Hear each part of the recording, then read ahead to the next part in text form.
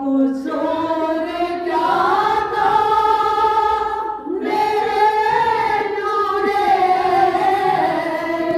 کا، اور ظالم سے پوچھ کاٹا گلا کیوں حسین کا، سب کو دکھائی جائے گی پھر عصر کربلا، مظلوم خون میں ڈوبا نظر سب کو آئے گا، اور زہرا کریں گرے گرے بابائے ذرا، اور یہ آپ کا حسین ہے فوجوں میں گر گیا، اور ایک پل نہیں تھا چین میرے دل کو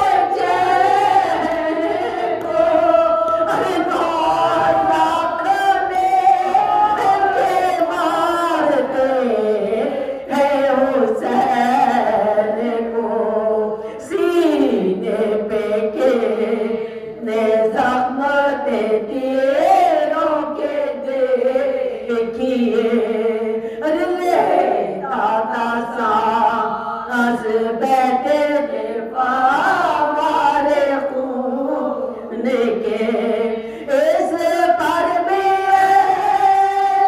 شام کے آنے کا رکے، بے کس پہ ایسا وار کیا ایک لعین نے، اور دندان بے شہید ہوئے نورین کے، اور ایسے لبوں پہ مارا تھا پتھر حسین کے، زخموں کے سے دل توڑا کر کوئی بڑھا، اور کوئی چلا کے بازوں پہ خنجر گزر گیا، اور تلوار توڑی مار کے مظلوم کو ہنسا، ان ظالموں میں ایک بے نکال لعین تھا، اور اس نے کیا وہ وار کہ مظلوم ڈر گیا، اور سب پسلیوں کو توڑ کے نیزہ نکل گیا، وہ درد تھا کہ زین پہ بیٹھا نہیں گیا، اس نے اترنا چاہا پر اترا نہیں گیا، اور پاؤں رکاب سے بھی نکالا نہیں گیا، ایسے کسی کو رن میں گرایا نہیں گیا، جب ہوئے ملاقات لگا تھا جاگے، اور گھوڑے سے وہ کہ میرا پیاسا زمین پر، پہلی جو ضرب تو سامم دیا ہٹے تھی، دوسری ہی ضرب حسن میں نہیں رکے، وہ ضربت سہرے کی علی جس پہ رو پڑے، بس بابا چوتھی ضرب تلا آپ سارے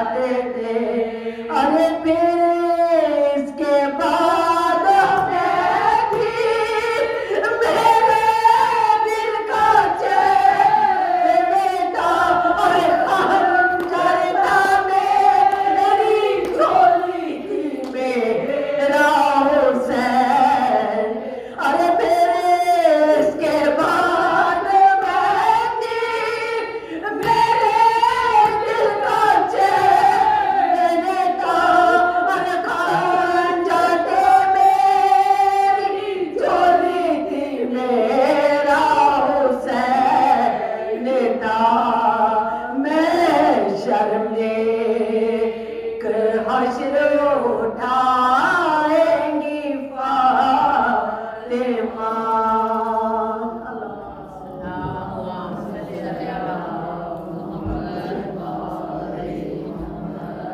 نعرہ تکبیر نعرہ تکبیر نعرہ رسالت نعرہ رسالت نعرہ حیدری حیدری نعرہ حیدری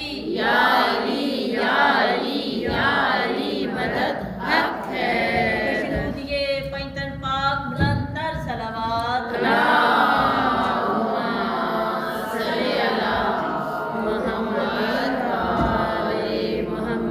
مجلس کی مقبولیت کے لیے بلند ترین صلوات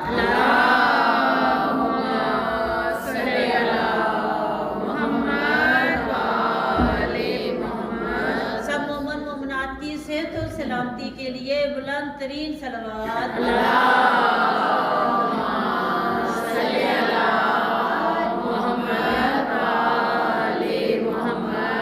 امام زمانہ علیہ السلام بلند تر صلوات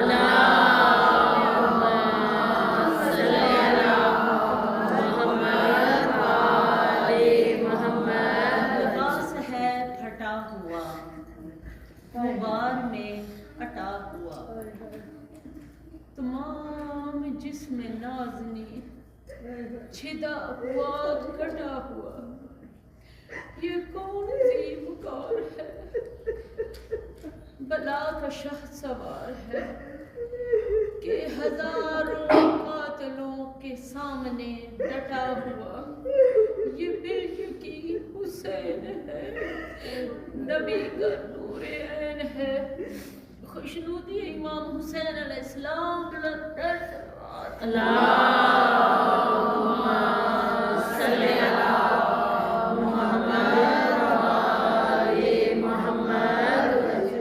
سورہ فاتحہ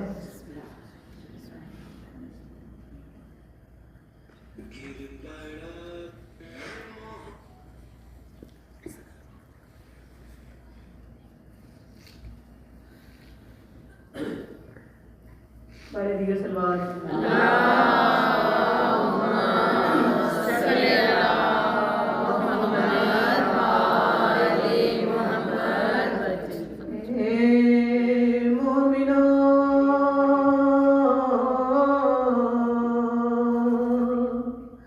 اس بزم کی توقیر بڑی ہے سر کھولے یہاں فاطمہ سر پیٹ رہی ہے جو جو کہ یہاں آئے ہیں شہد آئی ہے شکے مجلس نہیں دربار حسین ابن علی ہے رہ گئی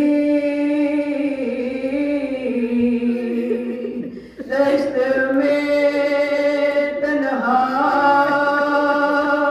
تو وطن یاد آیا جب پیا پانی تو ہر تشنا دہن یاد آیا لے کے ہر چیز مدینے سے چلی تھی زینب اور بھائی کی لاش پر پہنچی تو کفن یاد آیا لاشیں پہ جب حسین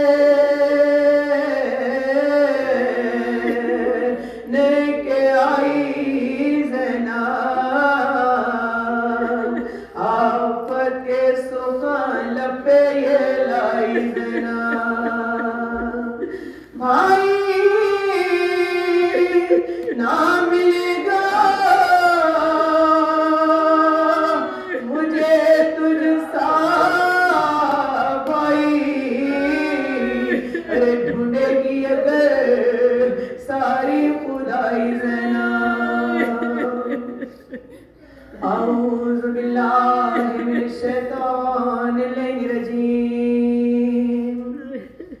بسم اللہ الرحمن الرحیم الحمدللہ الذی خلق الانسان وعلمہ البیان وشرفہ علی سائر الحیوان بالنطق والبیان وفضلنا وکرمنا علی الامم السابقة بالتصدیق والایمان ثم الصلاة والسلام على الرسول المسدد المصطفى الامجد المحمود الاحمد بالقاسم محمد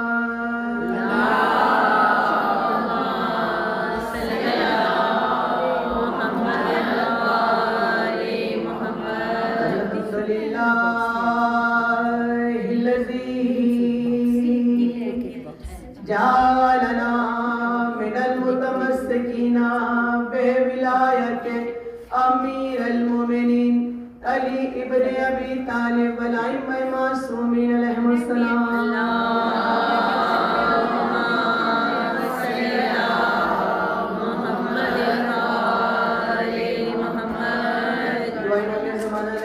بسم اللہ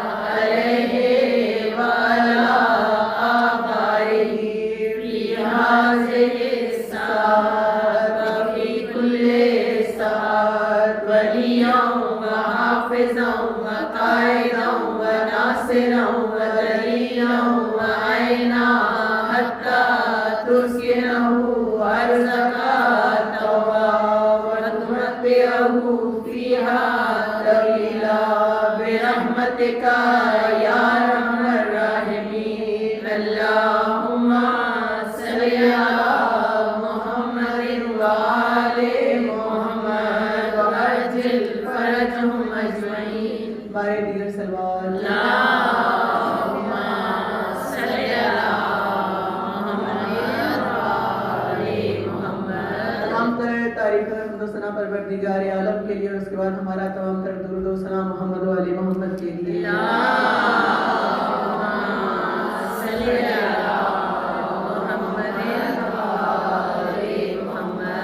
احسان عظیم پروردگار عالم کا کہ جس کا جتنا بھی شکر ادا کرے کم ہے کہ اس نے ہمیں محمد و آل محمد کا چاہنے والا بنایا، ان کے در سے وابستہ کر دیا، ان کے دامن سے متمسک کر دیا، پھر موقع دیا، توفیق دی کہ فرش اعظم کو بچھائیں، اس پر آ کر بیٹھیں کہ ذکر محمد و آل محمد کریں۔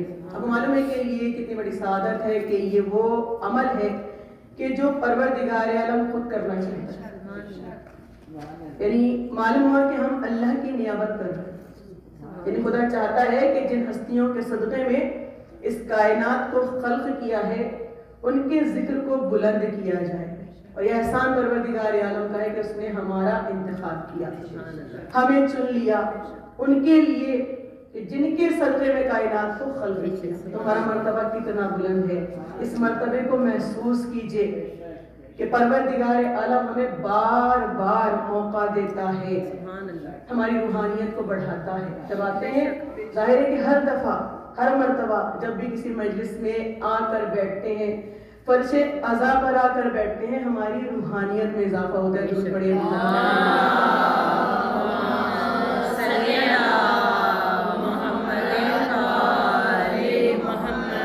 اور یہ وہ فرش عزائے امام حسین علیہ السلام ہے کہ جس پر بیٹھ کر ہم اس بات کا اقرار کرتے ہیں، اس بات کا اظہار کرتے ہیں کہ ہم سچے حسینی ہیں۔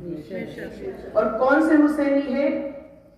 کہ جن کو متصل ہونا ہے امام زمانہ علیہ السلام۔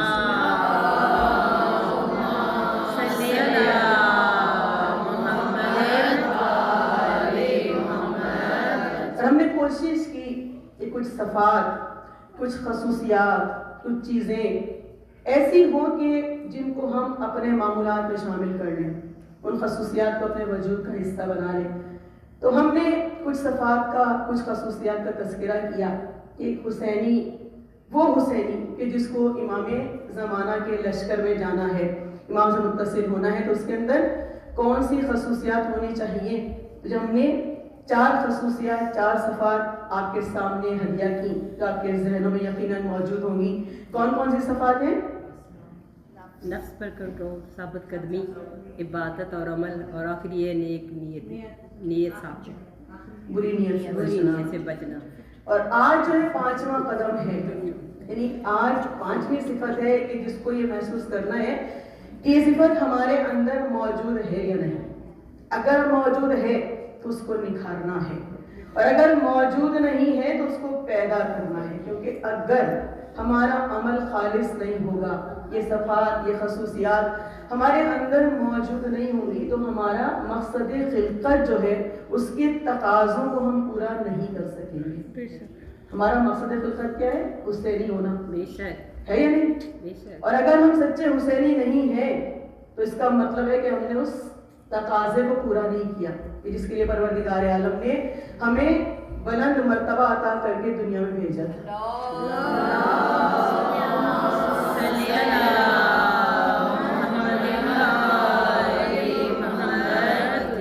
5واں قدم، 5ویں صفت اور وہ خصوصیت کی جو ایک مومن میں ہونی چاہیے، وہ کیا ہے کہ لوگوں کی پرواہ مت کرے،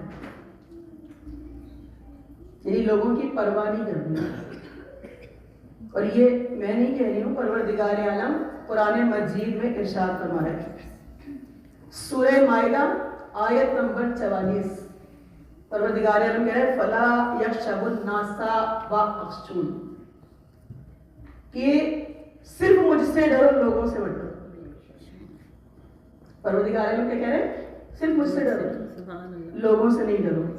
اور پھر آگے بڑھ کے سورہ مائدہ آیت نمبر 54، پروردگار عالم ارشاد فرما رہا ہے کہ تخافون لومۃ لائم، کہ مومن کی پہچان کیا ہے کہ وہ لوگوں کی جو ملامت کرنے والے ہوتے ہیں ان کی ملامت سے ڈرتا نہیں۔ یعنی مقصد کیا ہوگا؟ مقصد یہ ہوا کہ اگر ہم نے ایک نیک راستے کا انتخاب کر لیا، اس پہ چلنا ہے، اور وہ راستہ کس کا ہے؟ خدا کا راستہ ہے، وہ اہل بیت کا راستہ ہے، تو پھر ہمیں یہ نہیں سوچنا کہ لوگ ہمارے بارے میں کیا کہہ رہے ہیں۔ لوگوں کی پرواہ نہ کرو، کیا مطلب ہے کہ ہمیں پھر یہ نہیں سوچنا کہ ہمارا مقصد اگر نیک ہے، ہم اللہ کے بنائے ہوئے راستے پر چل رہے ہیں، ہم سیرت معصومین پر عمل کر رہے ہیں، تو ہمیں یہ نہیں سوچنا کہ لوگ ہمارے بارے میں کیا باتیں کر رہے ہیں، لوگ ہم سے راضی ہیں یا ہم سے ناراض ہیں۔ امیر المومنین حضرت علی علیہ السلام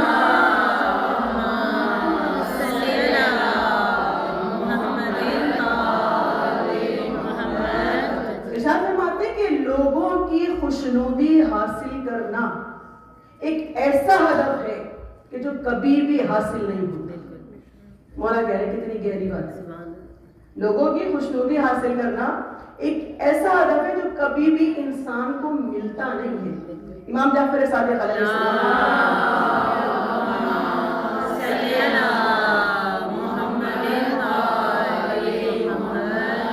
فرماتے کہ خبردار ایسے لوگوں میں سے مت ہو جانا کہ جن میں جا کر تم یہ کہو کہ میری مجبوری ہے اور میں ان کی وجہ سے ایسا عمل کرنے پر مجبور ہوں۔ بلکہ خبردار ایسے لوگوں میں سے نہ ہو جانا۔ اور آیت اللہ جواد عاملی کہتے ہیں، اس بات کی اور وضاحت کر رہے ہیں، وہ کہتے ہیں کہ ایسا ہو سکتا ہے کہ ایک کشتی ہو اور اس میں 1000 افراد سوار ہوں اور طوفان آ جائے اور کشتی ڈوبنے لگے، اور 1000 لوگوں میں فقط ایک انسان ایسا ہو کہ جس کو تیرنا آتا ہو، اس کو کیا کرنا چاہیے؟ وہ کہتے ہیں کہ اس کو یہ نہیں سوچنا چاہیے کہ جہاں پر 999 لوگ ڈوبیں گے میں بھی ڈوب جاتا ہوں۔ وہ کسی کو بچا نہیں سکتا، لیکن اس کو اپنی جان کو بچانا ہے، کیونکہ جان جو ہے وہ خدا کی امانت ہے، اور جیسے جان خدا کی امانت ہے ایسے ہمارا ایمان جو ہے وہ بھی خدا کی امانت ہے۔ تو جان اور ایمان کو بچانا ایک مومن کا فرض ہے۔ یعنی یہ نہیں سوچنا کہ لوگ ڈوب رہے ہیں تو چلو میں بھی ڈوب جاؤں۔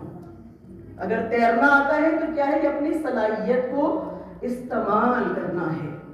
کہ یہ سوچ بالکل غلط ہے کہ میری رسوائی، میں رسوائی سے بچ جاؤں اگر میں لوگوں کی طرح ہو جاؤں. یہ سوچ غلط ہے. وہ کہتے ہیں درست سوچ کیا ہے؟ وہ یہ ہے کہ رسوائی سے اسی صورت میں بچ سکتے ہیں کہ جب حق کے راستے پر چلیں. دیکھیے کہ اس کا مطلب کیا ہے. جب انسان نیک نیتی کے ساتھ، خلوص نیت تو آ گیا نا، بری نیت سے بچ گئے، ہے نا، یہ صفت تو پیدا ہو گئی. تو پھر کیا ہے؟ جب نیت نیک ہے، راستہ نیک ہے، اور ہم حق کے راستے پر کسی کی پرواہ کیے بغیر چل رہے ہیں. ہے ہماری دستگاہ کربلا کربلا ہے ہماری دستگاہ کربلا کربلا حق کا سیدھا راستہ کربلا کربلا حسینیت کا مدرسہ. کربلا کربلا بڑی سوئی ہوئی آواز آ رہی ہے. حسین کا نام ہے حسینیت کا مدرسہ. کربلا کربلا حسینیت کا مدرسہ. کربلا کربلا لبیک یا حسین لبیک یا حسین لبیک یا عباس لبیک یا عباس لبیک یا مہدی لبیک یا مہدی لبیک یا مہدی لبیک یا مہدی. برائے عظمت مولا حسین علیہ السلام، برائے عظمت مولا عباس علمدار، برائے عظمت مولا امام زمانہ علیہ السلام بلند تر صلوات. صلی علی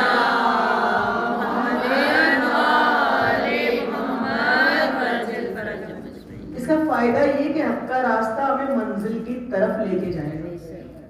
جب تک حق کے راستے پہ چلیں گے نہیں، اپنے مقصد خلقت کے تقاضے کو پورا نہیں کر سکتے. کیونکہ جان بھی اللہ کی امانت، ایمان بھی اللہ کی امانت. اس کے لیے کرنا کیا ہے؟ اس کے لیے کرنا یہ ہے کہ سیرت معصومین کو پڑھنا ہے، ان کو دیکھنا ہے کہ وہ اپنی زندگی میں کس وقت کون سا عمل کیا کرتے ہیں. وہ ہستیاں پروردگار عالم نے جن کو نمونہ عمل بنا دیا ہمارے لیے. کہ ہم یہ نہیں کہہ سکتے کہ ہمارے سامنے کوئی رائے ہدایت نہیں ہے، کوئی ایسا انسان نہیں ہے پروردگار عالم نے بشری لباس پہنا کر دنیا میں بھیجا کہ دیکھو جیسا یہ عمل کرتے ہیں تمہیں ویسا عمل کرنا ہے. اور وہ ہستیاں کہ جن کے صدقے میں کائنات بنائی، جن کا مرتبہ اتنا بلند بنایا کہ تمام تر کائنات یعنی 18,000 عالمین میں، تمام کائنات میں، تمام مخلوقات میں سب سے بلند ترین بنایا، اور پھر ہمیں ان کا چاہنے والا بنا کر ہمارے مرتبے کو بلند کر دیا. تو پھر ہمارا کردار کیا ہونا چاہیے؟ پروردگار عالم نے اپنی صفات کا مظہر بنا کے بھیجا، اپنی خصوصیات کا نمونہ بنا کے بھیجا، جن کے ذریعے سے ہمیں پتہ چلے گا اللہ کیسا ہے. پروردگار عالم نے اپنا علم دے کے بھیجا، یعنی خدا نے اپنے علم کا وارث بنایا، علم لدنی کا وارث بنایا. کیا ہے علم لدنی؟ علم الہیہ، منصوص من اللہ. پروردگار عالم نے جو علم دے کر بھیجا کسی کے پاس نہیں ہے وہ علم. مولا امیر المومنین حضرت علی علیہ السلام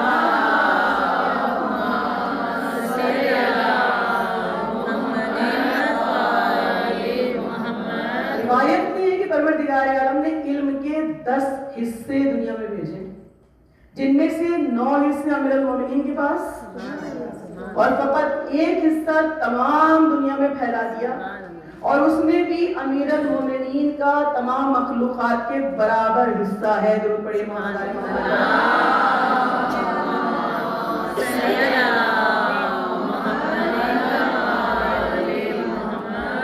اور آج جس آیت کو میں نے گفتگو کا موضوع بنایا وہ کیا ہے کہ پروردگار عالم قرآن مجید میں ارشاد فرماتا ہے فَاسْأَلُوا أَهْلَ الذِّكْرِ إِن كُنتُمْ لَا تَعْلَمُونَ. سورہ نحل کی آیت نمبر 43 ہے اور سورہ انبیاء کی آیت نمبر 7. دونوں جگہ اس آیت کے الفاظ بالکل ایک جیسے ہیں، نہ کوئی لفظ کم ہے نہ کوئی لفظ زیادہ ہے. اور اس کے معنی یہ ہے کہ جو نہیں جانتے وہ اہل ذکر سے پوچھ لو، جو نہیں جانتے وہ اہل ذکر سے پوچھ لو. یعنی پروردگار عالم نے چاہا ہم سے کہ ہم جو ہے وہ پوچھیں. ایسا نہیں ہے کہ ہم جو ہے غفلت کی زندگیاں گزار دیں بغیر پوچھے کہ جیسا پیدا کر دیا نہیں. پروردگار عالم کہہ رہے ہیں کہ جو بھی تمہیں معلوم نہیں ہے تو تمہیں چاہیے کہ وہ اہل ذکر سے پوچھو. اور قرآن میں 2 مرتبہ ایک آیت کا نازل کرنا ہمیں یہ بتا رہا ہے کہ کتنا ضروری ہے. یعنی پروردگار عالم دہرا رہا ہے، چاہتا ہے ہم سے کہ ہم علم کو حاصل کریں، جو نہیں معلوم ہم اہل ذکر سے پوچھ لیں. اب پروردگار عالم کس چیز میں نازل کر رہی ہے؟ قرآن میں ہے نا. تھوڑی سی توجہ آپ کی چاہیے. پروردگار عالم کہہ رہے ہیں کہ جو بھی پوچھنا چاہو، جو تمہیں معلوم نہیں ہے وہ اہل ذکر سے پوچھو. اس کا کیا مطلب ہے کہ آیت جو ہے بہت وسیع ہے. یعنی کسی علم کی کوئی شرط نہیں کہ پروردگار عالم یہ کہہ رہا ہے کہ علم طب کے متعلق معلوم کرنا ہے تو ان سے پوچھو، علم کیمیا کے متعلق معلوم کرنا ہے تو ان سے پوچھو، علم طبیعت کے متعلق معلوم کرنا ہے تو ان سے پوچھو. پروردگار عالم کہہ رہا ہے جو بھی پوچھنا چاہو. اب ظاہر ہے کہ میں جس فیلڈ سے تعلق رکھتی ہوں میرا مسئلہ تو وہی ہوگا. اب مجھے پوچھنا کس سے؟ اہل ذکر سے. پروردگار عالم کہہ رہا ہے جو بھی مسئلہ ہے جو نہیں جانتے کس سے پوچھو؟ اہل ذکر سے پوچھو. یعنی کتنی وسیع ہے آیت. ہر قسم کا علم جو ہے کس کے پاس ہے؟ اہل ذکر کے پاس ہے. پروردگار عالم نے علم الہیہ کا وارث بنا کے بھیجا ہے. یعنی کوئی میدان ایسا نہیں ہے کہ جس کے لیے ہم کہیں کہ اہل ذکر سے ہم یہ سوال پوچھیں یا نہیں پوچھیں. پروردگار عالم کہہ رہا ہے، کیا کہہ رہا ہے؟ جو بھی پوچھنا ہے پوچھو. کس سے پوچھو؟ اہل ذکر سے پوچھو. اچھا قرآن کب تک ہے؟ ایک تو علم کی محدودیت نہیں ہے، کوئی لمٹ نہیں ہے. جو پوچھنا ہے پوچھیں. توجہ ہے نا؟ کیا توجہ ہے؟ پروردگار عالم کہہ رہے ہیں جو بھی پوچھنا پوچھو، ہے نا. آگے بڑھیں. پروردگار عالم کہہ رہے ہیں جو بھی تمہارا مسئلہ ہے، جس علم سے تعلق رکھتے ہو، جو تمہارا میدان ہے، کس سے پوچھنا ہے؟ اہل ذکر سے پوچھنا ہے. اور پھر وقت کی کوئی قید نہیں ہے. دوسری بات وہ کیا ہے کہ قرآن کب تک کے لیے؟ ہمیشہ کے لیے. پروردگار کب تک کے لیے؟ ہمیشہ کے لیے. یہ آیت قرآن میں کب تک رہے گی؟ ہمیشہ رہے گی. قرآن بھی ہمیشہ رہے گا، آیت بھی ہمیشہ رہے گی، اللہ بھی ہمیشہ رہے گا. تو اس کا کیا مطلب ہے کہ قرآن بھی ہمیشہ رہے گا، آیت بھی ہمیشہ رہے گی، تو اہل ذکر بھی ہمیشہ رہے گی.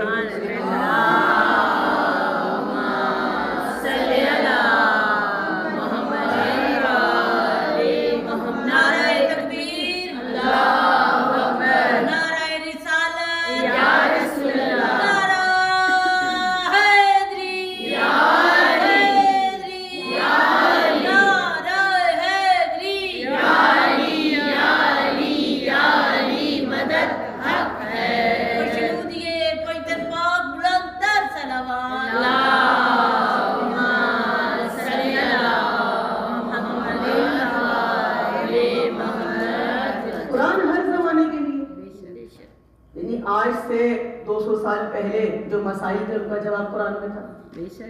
آج جو مسائل ہیں ان کا جواب قرآن میں ہے. اور آئندہ جو مسائل ہوں گے ہر زمانے کے لیے قرآن کبھی پرانا نہیں ہوگا. نہ قرآن پرانا ہوگا نہ اہل ذکر پرانے ہوں گے. بھئی جب تک قرآن رہے گا اس وقت تک ناطق قرآن بھی رہے گا. سبحان اللہ. بھئی جس کا ذکر قرآن میں آ گیا اس کو موجود ہونا ضروری ہے. ایسا ہو نہیں سکتا تھا کہ پروردگار عالم کہہ دے کہ اہل ذکر سے پوچھ لو اور اہل ذکر جو ہے ان کا سلسلہ ختم ہو جائے. اس کا کیا مطلب ہے کہ آج بھی وہ اہل ذکر جو ہے وہ پردہ غیب میں بیٹھے ہوئے ہیں، ہماری مشکلوں کو حل کر رہے ہیں.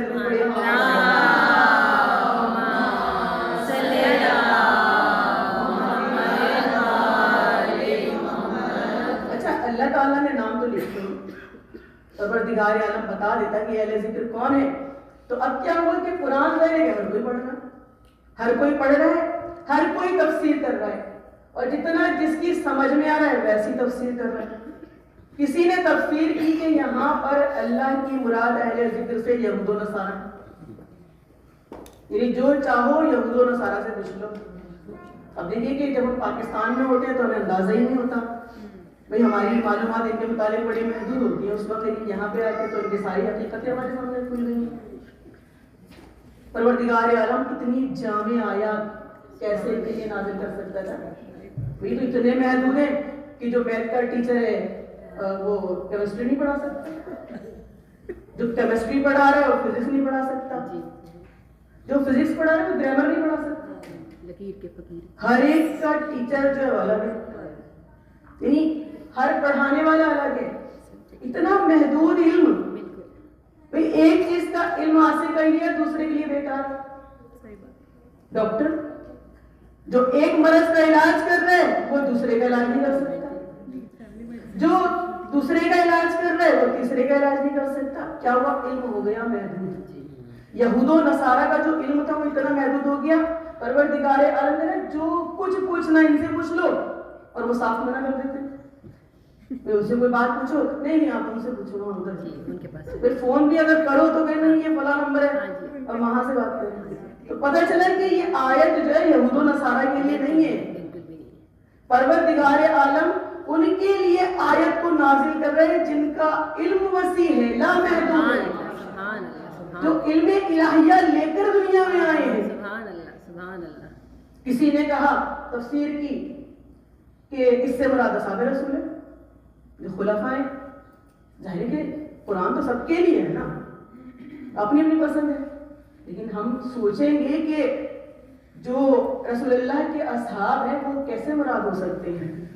پروردگار عالم کہہ رہے ہیں نہ وقت محدود ہے نہ علم محدود ہے, دونوں باتیں ذہن میں ہے نا, دونوں کو لے کے چل رہے ہیں. پروردگار عالم کہہ رہے ہیں کہ جو کچھ پوچھنا ہے ان سے پوچھو. اور ہم نے تعریف میں دیکھا کہ مسند خلافت پر بیٹھے ہوئے ہیں, اور جب کوئی مسئلہ آ جاتا ہے, پریشانی آ جاتی ہے تو کہتے ہیں جاؤ علی کو بلا کر لے آؤ. علی مولا, علی مولا, علی مولا, علی مولا, یا علی, یا علی, یا علی, مدد حق ہے. خوشنودی امیر المومنین بلند تر صلوات.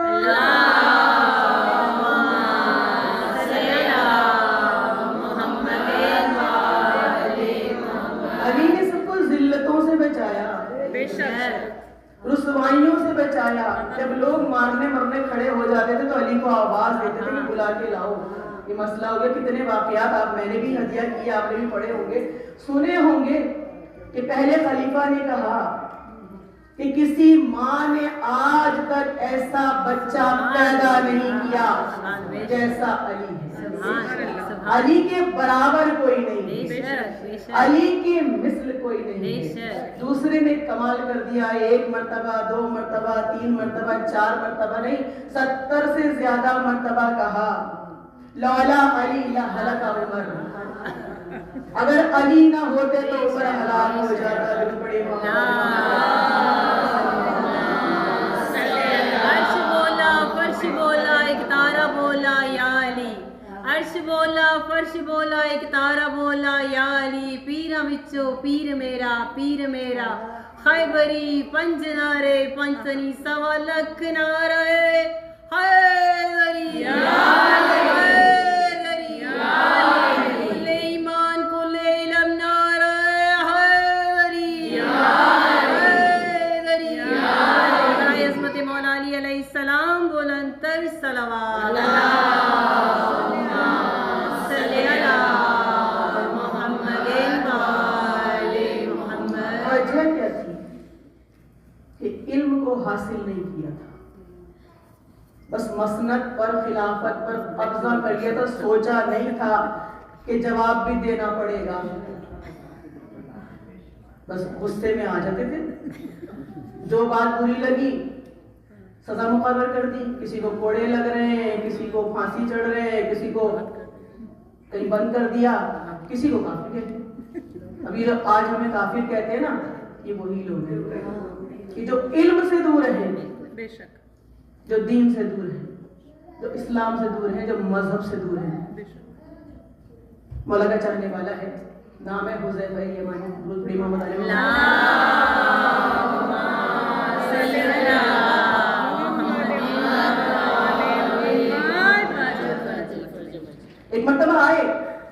باتیں کر رہے ہیں، کچھ ایسے الفاظ کہہ دیے کہ ان کو غصہ چڑھ گیا۔ جب ان کو غصہ آیا انہوں نے کہا تم تو کافر ہو گئے۔ کہا کیا تھا انہوں نے؟ 3 باتیں کہیں حذیفہ یمانی نے۔ کیا کہا؟ مبہم باتیں ہیں، مطلب کچھ اور ہے، ظاہر کچھ اور ہے، باطن کچھ اور ہے۔ کہا کہ میں فتنے کو پسند کرتا ہوں، حق سے نفرت کرتا ہوں، اور بن دیکھے خدا پر ایمان لاتا ہوں۔ انہوں نے شور مچا دیا کہ دیکھو یہ تو کافر ہو گیا۔ جب وہ اس طرح کہنے لگے تو وہ ناراض ہوئے، مولا کو بلا کے لاؤ، وہ بتائیں گے کہ میں نے کیا کہا ہے۔ مولا علی کو بلایا گیا۔ جب مشکل پڑتی ہے، جب دین اسلام کو خطرہ ہوتا ہے، جب لوگوں کی جان کو خطرہ ہوتا ہے تو سب کہاں جاتے ہیں؟ علی کے دروازے پہ۔ علی آ گئے۔ کہا کہ حذیفہ یمانی کا یہ مطلب نہیں ہے۔ کہا کہ یہ کہہ تو رہے کہ فتنے کو پسند کرتے ہیں، اور کون مسلمان ہے جو فتنے کو پسند کرے؟ آپ نے کیا فرمایا کہ قرآن پڑھا ہوتا تو پتا ہوتا۔ مولا نے کہا کہ حذیفہ یمانی کا مطلب یہ ہے کہ یہ اولاد کو اور مال کو پسند کرتے ہیں، جو قرآن کہہ رہا ہے کہ تمہارے مال اور اولاد فتنہ ہے۔ کہا کہ دوسری بات حق سے نفرت کرتے ہیں۔ کہا کہ ہاں، ان کا مطلب یہ ہے کہ حق جو ہے وہ موت ہے، اور موت سے نفرت کرنا، اس کو برا سمجھنا برحق ہے، کیونکہ کوئی بھی موت کو پسند نہیں کرتا۔ کہا تیسری بات کہ بن دیکھے خدا پر ایمان لاتے کا، اس سے مراد غیب پر ایمان لانا ہے۔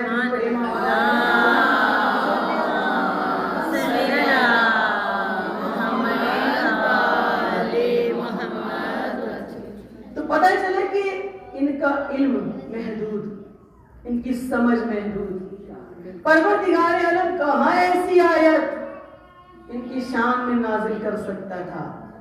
آیت کی شرط کیا ہے کہ نہ وقت محدود ہے نہ علم محدود ہے۔ یہ وہی ہستیاں ہو سکتی ہیں کہ جو علم الہیات کی وارث ہیں، اور کوئی زمانہ ان کے وجود سے خالی نہ رہا ہو۔ درود پڑھیے محمد علیہ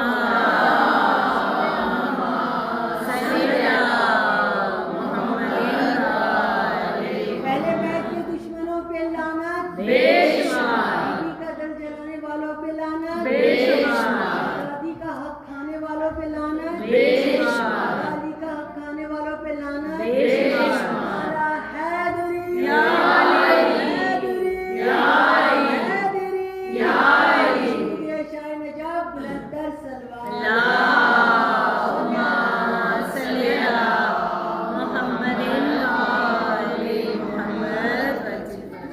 اور اس واقعے کے بعد ایک تاریخی جملہ کہا انہوں نے، کہا کہ ایسے پیچیدہ مسئلوں سے میں اللہ کی پناہ چاہتا ہوں جس کو حل کرنے کے لیے علی موجود نہ ہو۔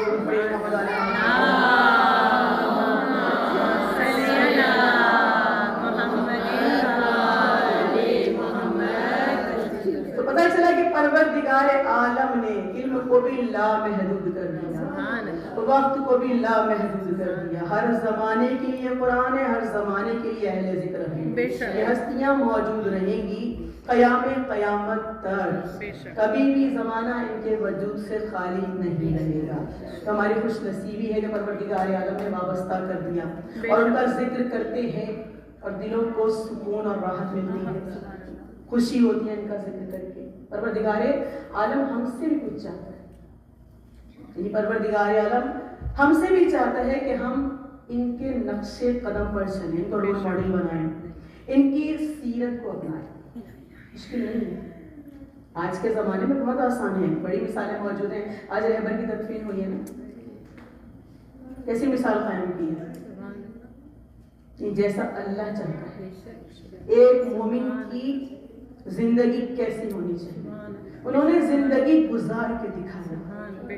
اور دیکھیے اس ملک کو جس کو محدود کر دیا گیا، آئسولیٹ کر دیا گیا، ہر طرح کی آسائش آرام اس پر بند کر دیا گیا، اور ایک مقام پر رہتے ہوئے انہوں نے نسلوں کو تیار کیا۔ تو نسلوں کو تیار کرنا مشکل نہیں ہے، یہ 47 سال کا عرصہ ہے کہ جو ایسے बहादुर नौजवान खड़े किए उन्होंने। अयतुल्लाह खमैनी कहा करते थे ना कि मेरे सिपाही जो है वो गोदों में परवरिश पा रहे हैं, वो सिपाही हैं जिन्होंने मुकाबला किया और किसी को मौत से डर नहीं लगता। और मोमिन की पहचान है मौत से डरते ही नहीं है। भाई दुनिया में रहे तो भी कामयाब, बेशक, और जब खुदा के पास पहुंच जाए तो भी कामयाब। बड़ी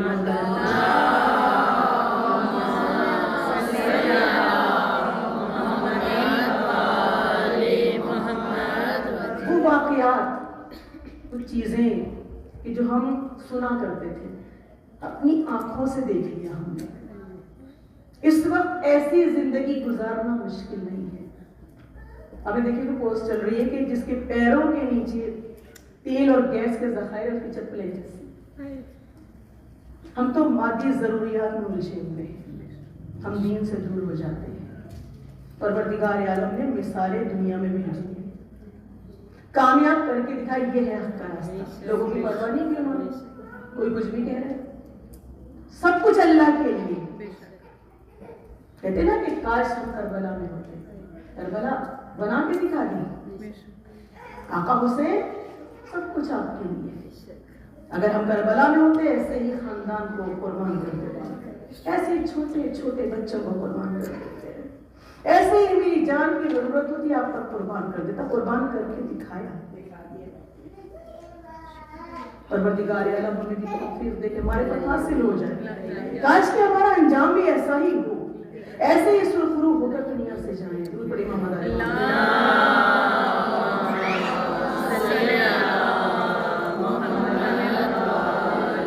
और आए बुलंदी दर्जात रहबर मुअज़्ज़म बुलंद तर सलावत सल्ली अला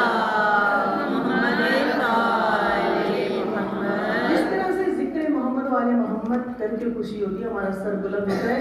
इन हस्तियों ने हमारे सर को और बुलंद कर दिया। हम सुरखरू हो गए, हम बता सकते हैं कि हमारा मजहब क्या है और यही मजहब है। और सीखना मुश्किल नहीं है। ये मजलिसें, फर्श अज़ा, बेहतरीन दर्सगाह दानिशगाहें हमारे लिए, जो कुछ चाहे सीख कर जा सकते हैं। दरवाज दसने की मजलिस कितने जल्दी दिन गुजरे। हमने दुनिया में देखा है कि जब कोई मर जाता है तो बड़ा एहतमाम किया जाता है, दसने की मजलिस का एहतमाम किया जाता है, फर्श अज़ा को बिछाया जाता है।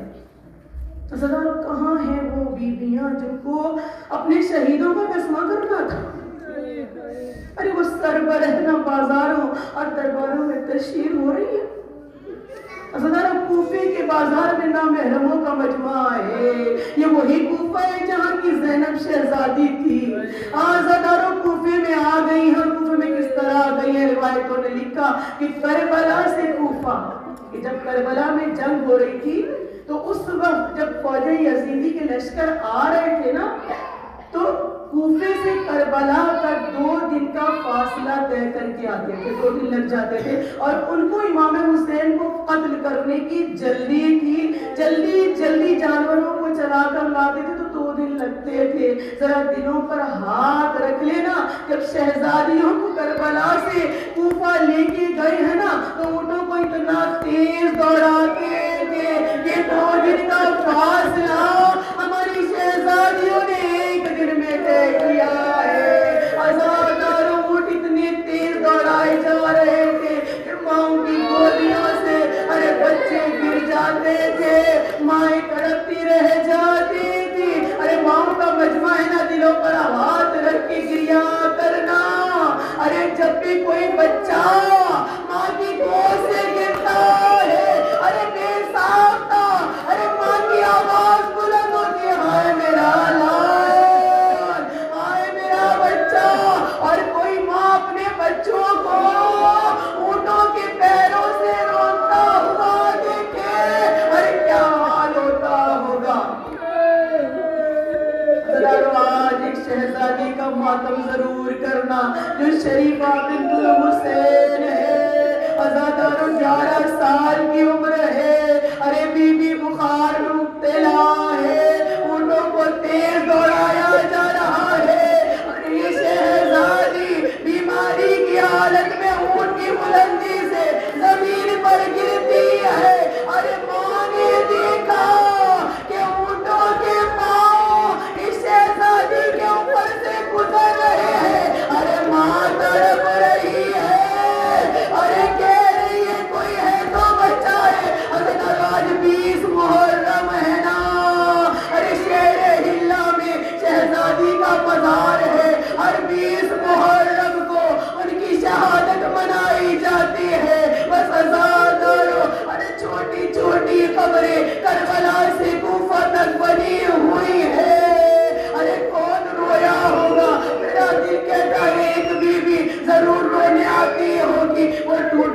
मसलियों वाली माँ जो हर मजलिस में आती है, हर बच्चे की लाश पर जा कर गिरिया करती होगी। सदादारो, अरे शहजादियां कूफे में आ गई और एक वो मकाम आया जब यह असीरों का काफिला उस मकाम तक पहुंचा, अरे जहां शीरी का घर था, अरे बीबी शहरबानों की कनीज थी। जब उसकी शादी हुई, रुखसत होने लगी, तो मौला से कहती थी, मौला आपको छोड़ के जाने का दिल नहीं चाहता, मौला मैं आपकी खिदमत में रहना चाहती हूँ। तो इमाम हुसैन ने कहा था, शीरी अरे तुम चली जाओ, हम तुमसे वादा करते हैं कि तुमसे मिलने के लिए जरूर आएंगे। तो एक मर्तबा कहा था, मौला अकेले ना आइएगा, शहजादियों को लेकर आइएगा, मेरा दिल चाहता है बीवियों को अपने घर में मेहमान करूं। एक जुमला कहा था मौला ने, ए शीरी हम आएंगे तो सही, कहीं ऐसा न हो कि तुम हमें पहचानो नहीं। अरे तरफ गई शीरी, अरे कहा कि मौला कैसे हो सकता है कि आप मेरे घर में आए और मैं आपको पहचानूं नहीं। अरे शीरी को मालूम हो गया हुसैन ने मदीना छोड़ दिया, हुसैन कूफे की तरफ आ रहे हैं, शीरी का इंतजार शुरू हो गया। रिवायतों ने लिखा, अरे जैसे ही सुबह होती थी दरवाजे पर आकर बैठ जाती थी, मेरे मौला जरूर आएंगे, बीवियों को लेकर आएंगे, मेरे मौला ने वादा किया है। अरे रात होती, शीरी उठ के चली जाती। एक मकाम ऐसा आया, एक वक्त ऐसा आया कि रात हुई और गुलाम ने जाके बताया है, मालिकन एक काफिला आया है, अरे यजीद की फौज साथ है, बड़ा अजीब काफिला है, कटे हुए सर नेज़ों पर बुलंद है, औरतें सर बरहना है, अरे वो यहाँ पर कयाम करना चाहते हैं।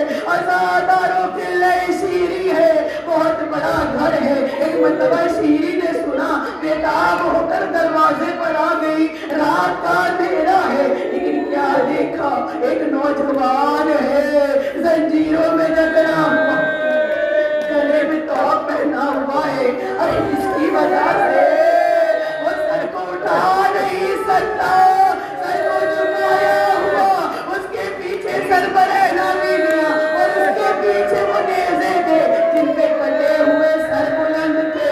अज़ादारों इजाजत दी, एक मर्तबा फौजे यजीदी अंदर आ गई, कमरे खोल दिए। अरे शीरी ने देखा कि फौजे यजीदी कमरों में जाकर आराम करने लगी, लेकिन वो जो सर पर रहना बीवियां थी ना, उस सर को झुका के सहने खाना में बैठ गई। शीरी से देखा न गया, मतलब सालार से कहा, मुझे इजाजत दे, मैं इन बीवियों को एक कमरे में बिठा दूं, मुझसे इनकी हालत देखी नहीं जाती। अज़ादारों इजाजत मिली, अरे शीरी ने कमरा खोला, लुटी हुई बीवियों को लेकर चली, ए बीवियों ने आकर बैठ जाओ, मैं वादा करती हूँ जब तक मेरे घर में हो ना मैं बहुत खिदमत करूंगी, खाना लेके आती हूँ, पानी लेके आती हूँ, अरे कोई भी जरूरत हो मुझे बता देना, परेशान नहीं होना।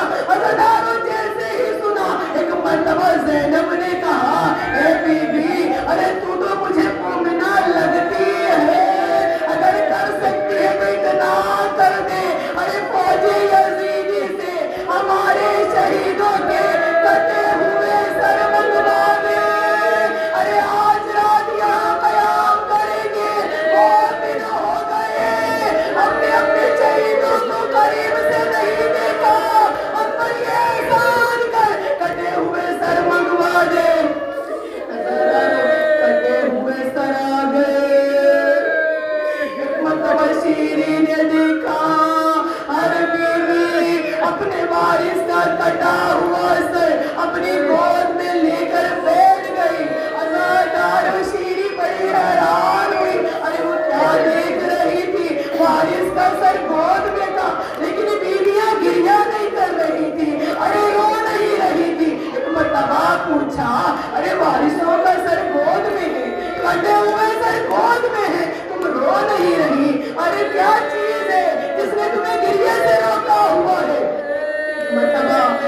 सैयदा ज़ैनब ने कहा, ए बीवी तुझे मालूम नहीं है, अरे जब से हमारे प्यारे शहीद हुए हमें रोने की इजाजत नहीं है।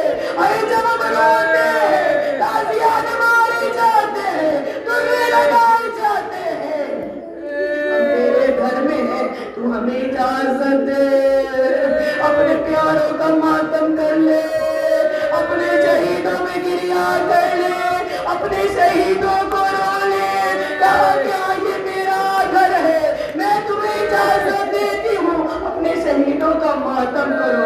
और अज़ानदार को इजाजत मिली, सबसे पहले